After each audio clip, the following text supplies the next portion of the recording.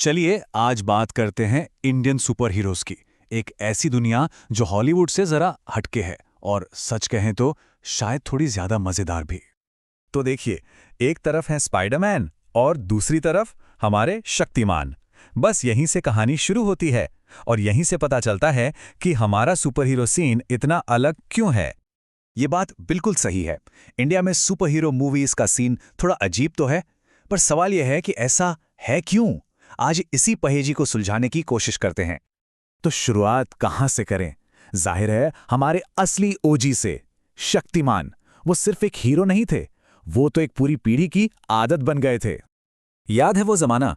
हर Sunday ठीक 12 बजे TV के सामने सब चिपक कर बैठ जाते थे। सड़कें खाली और हर घर से बस एक ही आवाज आती थी, शक्तिमान।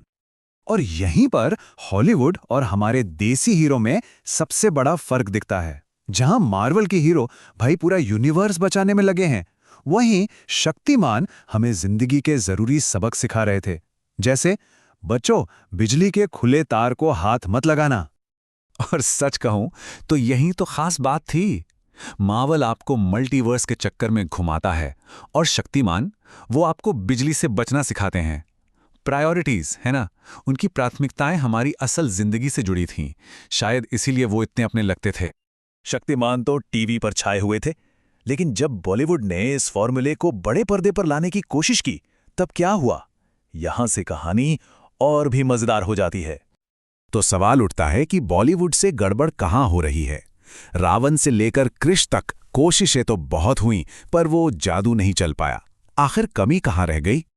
रावण के बारे में ये कहना बिल्कुल सही है। फिल्म का विलन कोई भी हो, असली विलन तो कमजोर कहानी थी। इससे एक बात साफ हो जाती है, सिर्फ हॉलीवुड जैसे स्पेशल इफेक्ट्स डाल देने से बात नहीं बनती। और फिर आते हैं कृष। उन्हें डिस्काउंट बैटमैन कहना या उनके मास्क की तुलना दिवाली के पटाखे से करना, ये मजाकिया बातें एक बहुत बड़ी प्रॉब्लम की तरफ इशारा करती हैं। और वो प्रॉब्लम है ओरिजिनैलिटी की कमी। हम नकल करने में इतने खो गए कि अपनी पहचान ही भूल गए। अच्छा, बहुत हो गई बुराई, अब जरा कल्पना की दुनिया में चलते हैं। सोचिए, क्या हो अगर हम पश्चिम की नकल करना बंद कर दें और ऐसे देसी सुपर हीरो बनाएं जिनकी शक्तियां बिल्कुल भारतीय हों। जैसे कि बिरयानी मैन। जरा सोचिए, एक ऐसा हीरो जो दुश्मनों को गोलियों से नहीं बल्कि एक्स्ट्रा स्पाइसी हैदराबादी बिरयानी की प्लेट से हरा दे। कौन टिक पाएगा भला उसके तीखेपन के आगे?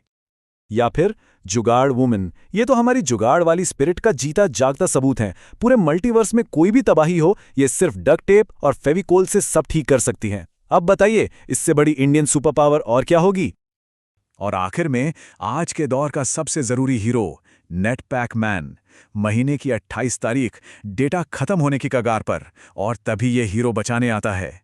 सच कहूं तो आजकल हमें थॉर से ज्यादा इनकी जरूरत है। तो इन सब मजेदार आइडियाज से हम एक बड़े सवाल पर पहुंचते हैं। भारत की असली सुपर पावर है क्या? शायद इसका जवाब हमारी अपनी पहचान, हमारी प्रामाणिकता में ही छिपा है। तो क्या ऐसा हो सकता है कि एक असली इंडियन हीरो के लिए असली हमारी संस्कृति से जुड़ी शक्तियों की जरूरत हो?